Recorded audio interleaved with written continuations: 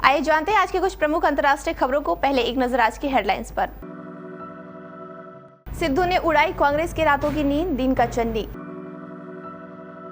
सीटों पर सपा और अपना दल में रार, अब अखिलेश के पाले में गेंद। कर्नाटक में हिजाब पर बवाल, सरकार के यूनिफॉर्म पर नए फैसले से भड़की और विवाद की चिंगारी। अखिलेश के खिलाफ उतारेंगे उम्मीदवार, इस बात पर कुंडा एमएलए ने दी ऐसी प्रतिक्रिया। 4 लाख लोगों को रोजगार देंगे, 500 रुपए से भी कम कीमत पर मिलेगा एलपीजी सिलेंडर। हरिद्वार में राहुल गांधी ने किए 4 वादे। रूस यूक्रेन के बीच बढ़ते तनाव के बीच अमेरिका ने पोलैंड में उतारे अपने सैनिक, जाने क्या है अमेरिकी राष्ट्रपति जो बाइडेन का योजना। भारत सरकार के इस कदम से भड़के भगौड़े जाकिर नाइक, बोला आप ऐसा नहीं कर सकते। वरुण बंगेरा की हुई करिश्मा तन्ना, पति के हाथ थामे सामने आई शादी की पहली तस्वीर। वर्ल्ड कप जीतने के बाद भारतीय खिलाड़ी मालामाल, बीसीसीआई देगा 40-40 लाख रुपए। बोले 2003 वर्ल्ड कप में पाकिस्तान के खिलाफ खेली गई पारी सर्वश्रेष्ठ, 1996 वर्ल्ड कप के बाद वनडे क्रांति आई। पंजाब में कांग्रेस के सीएम चेहरे को लेकर काफी गहमागहमी का माहौल है। सीएम उम्मीदवार के लिए प्रदेश कांग्रेस अध्यक्ष नवजोत सिंह सिद्धू और चरणजीत सिंह चन्नी के बीच कड़ी टक्कर है। वहीं खबरें आ रही हैं कि कांग्रेस एक टेली सर्वे के बाद पंजाब में विधानसभा चुनाव से पहले चरणजीत सिंह चन्नी को अपने मुख्यमंत्री उम्मीदवार के तौर पर घोषित करने वाली है। इस बीच पार्टी के राज्य इकाई के अध्यक्ष नवजोत सिंह सिद्धू ने आज अमृतसर में यह कहते हुए विवाद खड़ा कर दिया कि अगर सीएम चेहरा ईमानदार नहीं चुना तो आगे से कोई अपना सब कुछ छोड़कर सियासत में नहीं आएगा।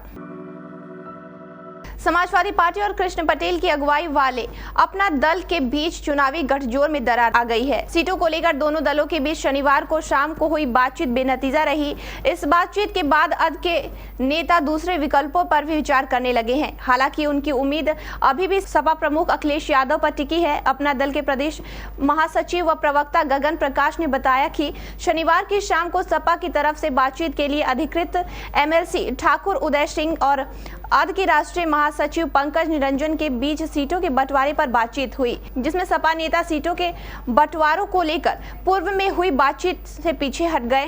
गगन प्रकाश का कहना है कि सपा प्रमुख अखिलेश यादव को इस मामले में हस्तक्षेप करना चाहिए। कर्नाटक में इस समय स्कूल कॉलेज में छात्राओं के हिजाब पहनने पर विवाद चल रहा है। कहा जा रहा है कि स्कूल में हिजाब पहनने की अनुमति नहीं दी जा सकती। कुछ जगहों पर छात्रों द्वारा भगवा स्कार्फ पहनकर इसका विरोध किया जा रहा है।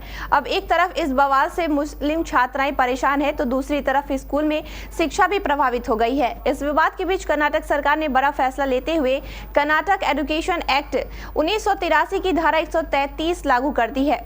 इस एक्ट के तहत स्कूल के सभी लोगों को समान यूनिफॉर्म पहननी होगी। निजी स्कूल अपनी खुद की यूनिफॉर्म चुन सकते हैं तो वहां सरकारी स्कूलों में भी एक तय यूनिफॉर्म पहनकर ही आना होगा। अब इस आदेश के बाद हिजाब विवाद और ज्यादा बढ़ गया है। मुस्लिम छात्राओं का कहना है कि वे पहले से हिजाब पहनकर पढ़ाई करती आ रही हैं। पहले कभी इस पर कोई विवाद नहीं था। अब तक कहा गया है कि उनके घर की दूसरी महिलाओं ने भी ऐसे ही पढ़ाई की है, लेकिन अब हिजाब पर यूं बवाल काटा जा रहा है। दूसरी तरफ एक तबका ऐसा है जो मानता है कि शिक्षा का यूनिफॉर्म से कोई लेना देना नहीं है और सभी को स्कूल में एक समान रहना चाहिए। प्रतापगढ़ के कुंडा सीट से विधायक व जनसत्ता लोकतांत्रिक दल के अध्यक्ष रघुराज प्रताप सिंह उर्फ राजो भैया यूपी चुनाव की तैयारी में लगे हुए हैं। इन्हीं तमाम विषयों पर बात करते हुए एक निजी चैनल के रिपोर्टर ने राजो भैया से पूछा कि क्या अखिलेश यादव के खिलाफ प्रत्याशी उतारेंगे। राजो भैया ने इस सवाल पर अपना जवाब दिया। जी हिंदुस्तान के साथ हो रहे एक इंटरव्यू के दौरान राजो भैया ने अपनी पार्टी को लेकर कहा कि हमारी बात अच्छी स्थिति में है। अपने उम्मीदवार को जिताने के लिए हम लोग पूरी मेहनत कर रहे हैं। रिपोर्टर ने उनसे सवाल किया कि इस बार कुंडा में समाजवादी पार्टी के प्रत्याशी गुलशन यादव की ओर से आपको कड़ी टक्कर मिल रही है। विधानसभा चुनाव से पहले सभी पार्टियों ने अपनी पूरी ताकत झोंक दी है। सभी वोटरों को लुभाने के लिए तमाम तरह के वादे कर रहे हैं। कांग्रेस नेता राहुल गांधी शनिवार को हरिद्वार चुनावी दौरे पर थे। इस दौरान उन्होंने उत्तराखंड के लोगों से 4 बड़े वादे किए। उन्होंने कहा कि अगर सत्ता में आए तो 4 लाख लोगों को रोजगार देंगे, साथ ही एलपीजी सिलेंडर 500 रुपए से भी कम कीमत पर मिलेगा।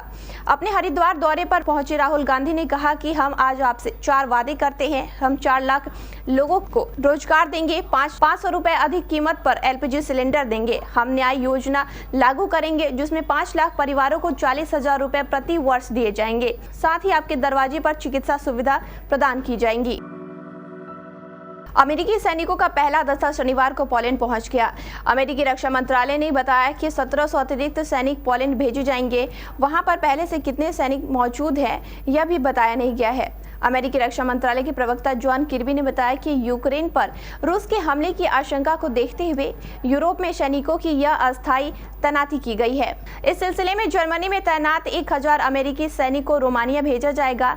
इसी के साथ 8500 अतिरिक्त सैनिक अमेरिका में तैयार स्थिति में रखे हुए हैं।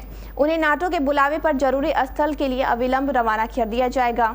रूस ने कहा कि उनकी यूक्रेन पर हमले की कोई योजना नहीं है, जबकि अमेरिका और यूरोप देश क्षेत्र में अब सैन्य तैनाती बढ़ाकर हालात बिगाड़ रहे हैं। वे क्षेत्र में युद्ध भड़काना चाहते हैं। इस्लामिक प्रचारक और उपदेशक जाकिर नाइक के संगठन इस्लामिक रिसर्च फाउंडेशन ने शनिवार को कहा कि केंद्र सरकार की फाउंडेशन को गैरकानूनी एसोसिएशन घोषित करने की कार्रवाई पूरी तरह से मनमानी है।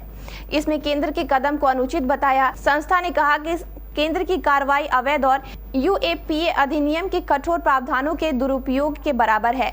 IRF ने UAPA ट्रिब्यूनल को अपने जवाब में कहा, यह दिखाने के लिए जरा सा भी सबूत नहीं है कि फाउंडेशन अतीत में अब कभी भी किसी भी गैर कानूनी गतिविधियों में लिप्त रही है। फाउंडेशन IPC की धारा 153A या 153B के तहत दंडनीय कोई गैर कानूनी गतिविधि में शामिल है।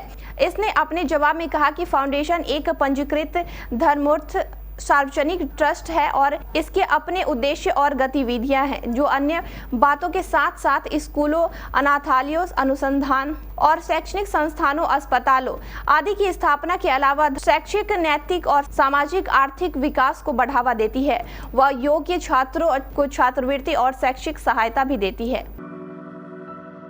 टीवी एक्ट्रेस मौनी रॉय के बाद अब करिश्मा तन्ना भी शादी के बंधन में बंध गई हैं। पिछले कुछ दिनों से शादी को लेकर सुर्खियों में छाई करिश्मा तन्ना आखिरकार अपने long time boyfriend Varun Bangera की पत्नी बन गई। वरुण बंगेरा और करिश्मा तन्ना की शादी की फोटो सामने आई है, जिसमें दूल्हा दुल्हन एक दूसरे का हाथ थामे बैठे नजर आ रहे हैं। फोटो में जहाँ करिश्मा नजरें झुकाई बैठी है तो वहीं वरुण उनके हाथ में पकड़े हुए उन्हें निहारते हुए दिख रहे हैं। इस दौरान करिश्मा ने पिंक कलर का लहंगा पहना हुआ है, वहीं वरुण सफेद रंग के शेरवानी में दिख रहे हैं। दोनों के गले में जयमाला डाली हुई है। बताते चलते हैं कि इससे पहले करिश्मा और वरुण की हल्दी और मेहंदी की तस्वीरें, ये वीडियो भी सोशल मीडिया पर जबरदस्त वायरल हुए हैं, जिसमें दूल्हा दुल्हन खुद भी जमकर मस्ती करते हुए दिख रहे हैं। भारतीय अंडर-19 टीम वर्ल्ड कप में अपराजय रही टीम इंडिया ने शनिवार रात खेलते हुए फाइनल में इंग्लैंड को 4 विकेट से हराया। इसके साथ ही टीम ने 5वीं बार वर्ल्ड कप का खिताब जीता। मैच में इंग्लैंड ने पहले खेलते हुए 189 रन बनाए, जबकि टीम इंडिया ने लक्ष्य को 47 ओवर 4 बॉल में 6 विकेट पर हासिल कर लिया। टीम की कमान यश धूल के पास थी। टाइटल जीतने के बाद BCCI ने खिलाड़ियों के अलावा सपोर्ट स्टाफ के लिए बड़ी घोषणा की। भारत ने 2000, 2008, 2012, 2018 और 2022 में अंडर-19 वर्ल्ड कप का खिताब जीता।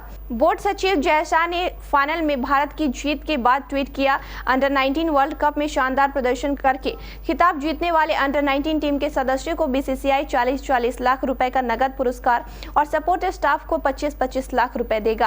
आपने हमें गौरवान्वित किया है। मालूम हो कि पूर्व दिग्गज खिलाड़ी और NCA प्रमुख VVS लक्ष्मण भी टीम के साथ वेस्टइंडीज में थे। उन्होंने खिलाड़ियों के साथ खूब टाइम बिताया। वेस्टइंडीज के खिलाफ 6 फरवरी को अहमदाबाद में खेला जाने वाला वनडे टीम इंडिया का 1000वां वनडे है। टीम इंडिया के पूर्व कप्तान और मास्टर ब्लास्टर सचिन तेंदुलकर ने इसके लिए टीम के खिलाड़ियों और भारतीय क्रिकेट प्रशंसकों को बधाई दी और कहा कि यहां तक के सफर में सबका महत्वपूर्ण योगदान है। उन्होंने कहा कि 1996 वर्ल्ड कप के बाद वनडे क्रांति आई। सचिन ने उनके वनडे करियर की 5 पारियों के बारे में भी बताया। तेंदुलकर ने अपने 5 वनडे की 5 सर्वश्रेष्ठ पारियों में 2003 के वर्ल्ड कप के दौरान सेंचुरियन में पाकिस्तान के खिलाफ खेली गई 98 रन की पारी को भी जगह दी। उन्होंने कहा कि यह दबाव वाला मैच था। सेंचुरियन की वह पारी विश्व कप में मेरे सर्वश्रेष्ठ प्रदर्शन में से एक है। इसके अलावा सचिन ने ब्रिस्टल में केन्या के खिलाफ शतक को भी खास पारियों में शामिल किया। यह शतक उन्होंने अपने पिता प्रोफेसर रमेश तेंदुलकर के निधन के बाद बनाया था।